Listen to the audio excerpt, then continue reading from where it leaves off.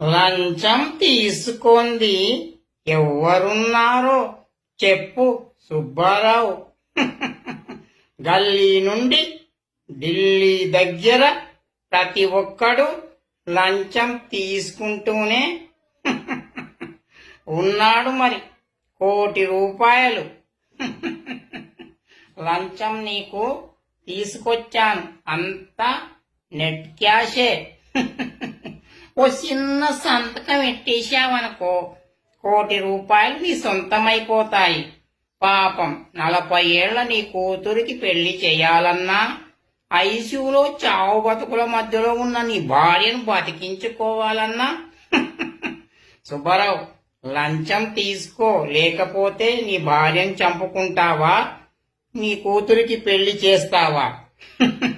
2 కార్యాలు జరగాలంటే నువ్వు లంచం